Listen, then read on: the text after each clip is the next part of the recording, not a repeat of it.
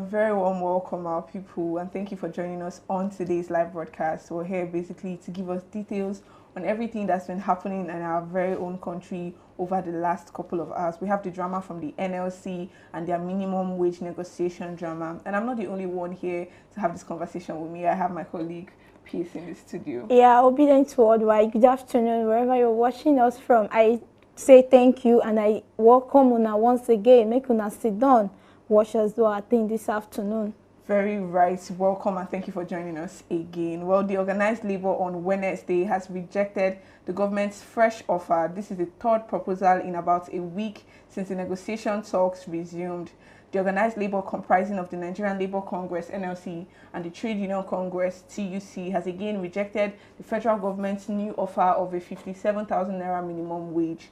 The organized labor rejected the government's fresh offer, which actually shows that the NLC and the TUC has shifted grounds from their initial 615,000 naira to a new 497,000 naira. They actually shifted exactly what it is they were asking the government to give them. A prominent member of the tripartite committee for the negotiation of a new minimum wage for Nigerian workers told Channels Television and Labour correspondents that the federal government and the organized private sector side of the talks proposed a 57,000 naira minimum wage as against the 54,000 naira they proposed on Tuesday when the committee resumed negotiations. The government had initially proposed 48,000 naira last week, which was also rejected by the organized labor.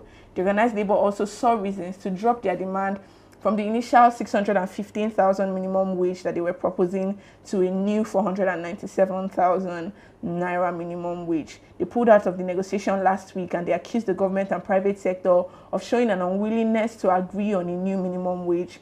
At the resumption of the negotiations on Tuesday, the NLC and the TUC also rejected the new proposal of 54,000 naira minimum wage by the government. The committee is yet to agree on a new minimum wage just about 10 days before the May 31st deadline the labor unions gave to the government to conclude the negotiations will actually elapse. And on Tuesday, the NLC president, in person of Joe Ajaero, described it as unsubstantial that the fresh proposal by the government, in his own words, he said it is not still substantial compared to what we need to make a living for a family moving. The Labour leader said on Channels TV Politics Today that there's nothing on the table. He also said we may be reconvening tomorrow, which was yesterday in the afternoon, to continue negotiations. He proceeded to say that the economy of the workers is totally destroyed. In fact, the workers don't have any economy. I think there are two economies in the country, the economy of the bourgeoisie and the economy of the workers. I think we need to have, so we can have a meeting point. This is coming from Joe Ajaero, who happens to be the president of the Nigerian Labour Congress. And to be honest, he's very, very, right in his assertions, because the fact that we have operating two separate economies in this current economic climate where Nigerians find themselves is particularly, funny. But a lot of reactions have trailed this new development, and let's take some of the reactions of people from X, formerly Twitter.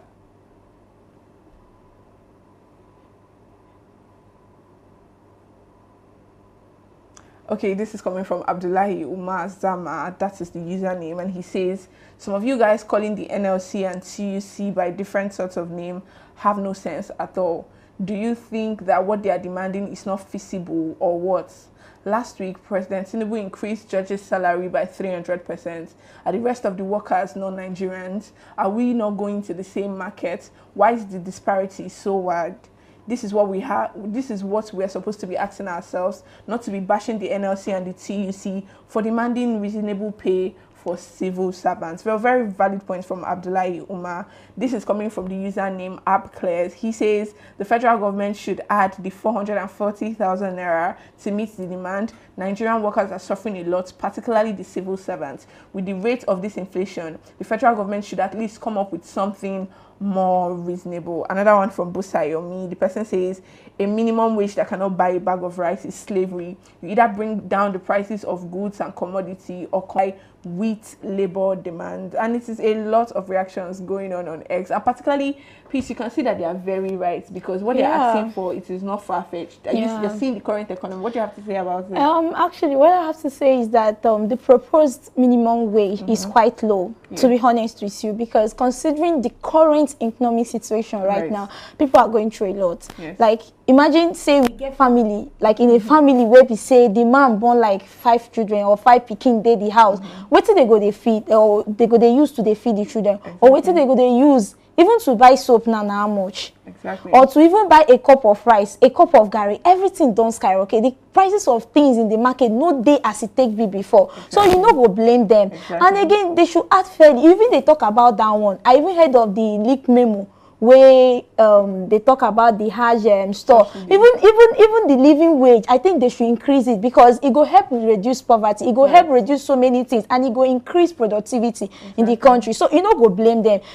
Government should do more on this. Right. Speaking of the leaked memo, we actually have it. This leaked memo is actually showing the approval of a 90 billion naira Hajj subsidy. And while we're having conversations about new minimum wage, and the federal government is actually bringing up negotiations that are very laughable of 54,000 and 57,000, we have the leaked memo from the, from the Federal Ministry of Budget and Economic Planning, and it's dated here February 21st, 2024. And on that, they can write Your Excellency exchange rate for 2024 Hajj exercise. And he say the memo con they talk say, this is to bring to your kind attention that I received a letter from the office of His Excellency, the Vice President, saying Kashim Shettima, making reference to your gracious approval of a consensuary foreign exchange rate for the 2024 Hajj exercise, and requesting that we identify and advise on a budget line that could be used to fund the differentiately, right?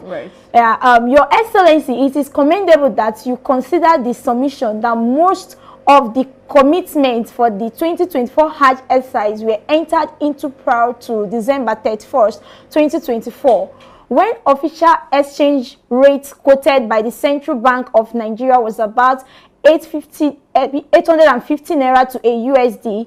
However, the Central Bank of Nigeria in January 2024, consistent with its mandate, undertook additional reform of the foreign exchange which had affected the exchange, including temporal fluctuation. The foreign expenditure component of the 2024 Hajj exercise, including service fees, accommodation, feeding, and logistics, is due to be paid to the Saudi Arabia authorities by 25th February, with the differential estimated at about 90 billion naira. That's a lot of money, which can be sourced from provision made in code of the service-wide vote. This letter is therefore to most respectfully request your approval for the Minister of Finance to provide a sum of 90 billion naira, as they call the money, say only for the central bank to fund the differential. Your Excellency, please accept the assurances of my highest esteem and regard. Signed, Abubakar Atiku Baguda, which is the honorable exactly minister. So we don't see him now. This is 90 billion naira, and we are having conversations of 57,000 naira minimum wage, which is very, very funny if you think about it, because 57, how much is a bag of rice currently? That's huge. I think 7 something. And last time I checked, a minimum wage that cannot afford to get you a bag of rice, that is pure slavery, particularly because if you think about it, this majority of the civil servants we have in the country are family men and women. So how do you intend to feed a family of say 4? Let's take that as the standard, with a minimum wage of 57,000 naira, and you are subsidizing Hajj, a religious exercise that has no, benefits to the common man or to the economy of the country. Matter of fact, you are funding someone else's economy with this 90 billion naira. So you don't see it. Yes, I no get problem say in the fund Hajj. Say na religion, I no get any problem. Nobody they talk say na bad thing, you get. But the problem now be say, this thing now be say, now individual something. Person feel say, oh, I feel won't do this thing, maybe they do them on their own. But we get children where they out of schools. Exactly. Just go to 10 sites now. Just just go to Thameside Bridge, you go see people where they waka about, where they beg. We get hungry Nigerians where they waka, we never shop since morning, where they say, now one day square meal they eat. You know, they go shop in the morning, afternoon they go just drink water or drink gari. Even if they talk of gari, it's just say many people say even get gari for house. You know, we have many places where you supposed to fund the money, help people. We have, you know, poor Nigerian people walking about, no work, no job. We have youths hovering around, and you know they've turned themselves to nuisance, you know, making all kinds of things in the society. And now look at the NLC matter and the labor and the wage and all of this. They say they know, so they get this kind huge amounts of money, but they no go fee increase. All of this, you know, they in a misplaced priority. I be how they take talk and for him exactly. So make the government know, and even they talk about that one. How about the one where they solve for diaspora and all of these things? And they say some Nigerian students have been thrown off university courses in order to leave the UK following the harsh economic climate triggered by the policies of the current administration. This hardship has seen students struggling to pay tuition fees on time. Since university students were blocked from their studies and reported to the Home Office after the value of Nigerians' naira plummeted, wiping out their savings. Some told the BBC they felt suicidal as they accused the university of taking a heartless approach to those who fell into arrears as a consequence. A university spokesman said failure to pay was a breach of visa sponsorship requirements and that it had no choice but to allow the Home Office. The Home Office said visa sponsorship decisions rested with the institution. Nigeria is currently experiencing its worst economic crisis in a generation, where it's having a significant impact on Nigerian students at some UK universities. The annual inflation rate is now almost 34%, majorly driven by President Bola Tinubu's dropping of a fuel subsidy last year that put up petrol and diesel prices, which has filtered through into the cost of other goods. The government has also stopped trying to support the value of the naira on the currency market, and it has depreciated in the past 12 months by more than 200% against the dollar. Before beginning their studies at seaside, affected students were told they had to show proof of having enough funds to pay tuition fees and living expenses. However, those funds were significantly depleted as a result of the crisis in their home country. These exacerbated financial problems already being experienced by students as a result of the university changing tuition fee payment plans from 7 installments to 3. A group of students, 60 of whom shared their names with the BBC, began pressing the university for support after a number of people who defaulted on payments were frozen out of university accounts and involuntarily withdrawn from the courses. Some were reportedly also contacted by debt collection agencies contracted by the university. One of the affected students, Adenike Ibrahim, was close to handing in her dissertation at the end of 2 years of study when she missed one payment and was then kicked off her course and reported to the Home Office. She subsequently paid the outstanding fees but said she had not been re-enrolled and was told she must leave the country along with her young son. I did default on payment, but I do already paid 90% of my tuition fees and I went to all of my classes, she said. That's the lady talking. I called them and asked to reach an agreement, but they do not care what happens to their students. She said the experience was horrendous, and she did not know what was happening with her qualification. It has been heartbreaking for my son, especially. He has been in so much distress since I told him Miss Ibrahim are dead. Well, it's just really sad because we can see the reality. This is really for, the people who talk about, you know, once you jackpot or once you leave the country, you have nothing to do with the economic harsh realities or the realities of our country. But it's really funny because right now it's now, encroaching into the Nigerians in diaspora. It's no longer about the Nigerians here, because the fact that the report actually stated that some of the people, because of the fact that Nigerian naira had depreciated, a lot of their savings were wiped away. And so I pity those people who actually try to make it look like once you travel out, you are automatically exonerated from the problems of Nigeria. The truth is, Nigeria can happen to anybody, regardless of where it is you've run to. Even the fact that the way we're treated in the foreign space already shows that there is a lack of, leadership where we're coming from, and it's just particularly sad. Yeah. And so we have people all over in the UK that are unable to pay their fees. But I mean, a lot of reaction has actually trailed this particular report on, X. And so let's just take a, read from some of the reactions from X. This is coming from Scar Voice, and this person says, so heartbreaking to see some UK students being told to leave because they can no longer afford their school fees. Tinubu's economy is destroying Nigerians home and abroad. Or is it that they had no backup before they left?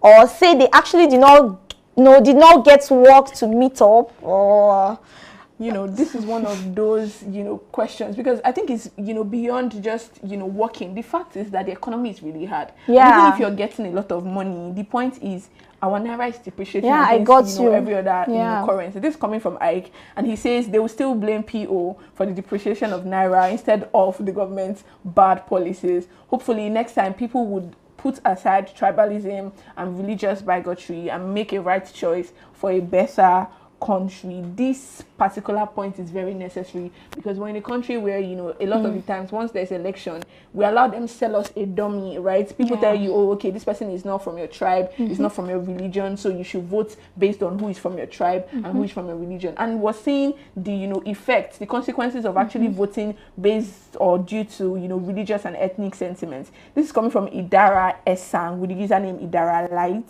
and the person says the government doesn't find it urgent to give them a raise to afford tuition, but they gave 109 senators over $120 million to hike their salaries yearly due to inflation. I mean, you're saying the, preferential treatment. Now, we're all Nigerians, but some people are obviously more Nigerian than the others, apparently, because the fact that you're getting, some people are getting their salaries raised over 300%, and some people are still having conversations about a 57,000 naira minimum wage. It's just very, very sad to see. Yeah, it's really pathetic, because wetin I go fit talk here now be say, say this thing now where they say may they go back. I understand, because this is a more like a sensitive and complex issue to talk about. Right. Now I understand their plight. I know say, wait, my question now be say, make I digress more. My question now be say, China the government they sponsor their education, what did they do for that place? I been now then they foot the bills. No, before you come out for Nigeria, you go get person where they sponsor you. I been a scholarship. If not the government, I go say okay, may they look into it with their counterparts where they over there. But if not be the government, me, I go talk say nothing do Nigeria. We where they school here, we never suffer now. All of us still there alive. May they kukuma come back, you get. But I understand the fact say, they've invested so much. Right. Yes, that kind of thing they pay. But they also beg the UK government, may they also help them in terms of providing for their education, accommodation, and feeding. And those where they commit suicide, where they think of, because before you think of it takes a lot to think. It takes a lot for a man to sit down and start to think on how to commit one kind bad thing. So may they refer them to their counselors where they there, because they easy this time. But to answer your question about if it is government that is sponsoring them, I think this is it here. The government is not sponsoring them. Obviously, if you decide to school outside the country, that's really on you and your pockets, right? But the thing is, if you have somebody sponsoring you, take it, for instance, now I go to the UK and I have my mom sponsoring me. The fact is that the person sponsoring me lives in Nigeria, right? And the money she uses to sponsor me is actually made in Nigeria. If the economic realities are harsh in Nigeria, it's eventually going to translate to on inability to actually pay my tuition. So whether or not it is them or the government that is sponsoring them, the fact is the government doesn't provide an enabling environment for them to be able to foot their bills outside. So it still has a lot to do with the anti-people policies of our people, right? Yeah. But that is really as much as we can take on today's live broadcast, right? Thank you for joining us once again, and please, before we leave, do not forget to share and subscribe to this platform, because that is how you can amplify our voice over here at Obidient Family TV, to let people know that, oh, we're here and we're talking about the issues that plague the average Nigerians, and as opposed to the economy and the situation going on with the elites and the bourgeoisies in Nigeria. But before I leave the studio, it's important that I mention our Obidient Family Cooperative, which has been gathering a lot of momentums all over Nigeria, all over different local governments. People are turning up on a daily basis, registering their local governments in, this cooperative society and in this, platform. But it is very good to note that if you want to be a part of this epoch-making event, you can just follow the link on the description box of this video or in the comment section. It's going to be pinned right there. Just join the WhatsApp platform, have conversations, and network with fellow obedient and well-meaning Nigerians and how to move the country forward. Until we come your way again, we're signing out right now, and thank you for joining us. Bye for now. Held its 295th meeting on the 20th and 21st of May 2024 to review recent economic and financial developments and assess risks to the outlook. Decisions of the MPC. The committee's decisions are as follows. 1. Raise the MPR by 150 basis points to 26.25% from 24.75%. 2. Retain the asymmetric corridor around the MPR to plus 100 to minus 300 basis points. 3.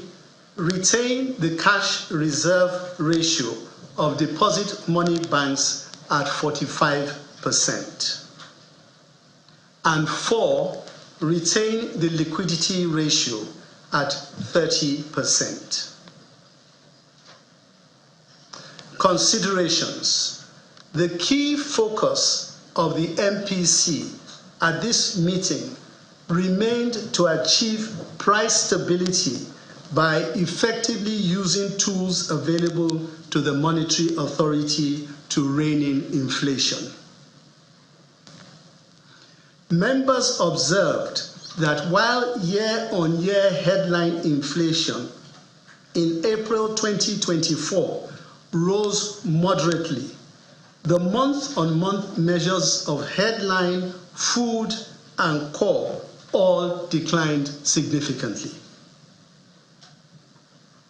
This follows a decline month-on-month of headline and food measures in March 2024, suggesting that the recent tight monetary policy stance of the bank is beginning to yield the desired outcomes.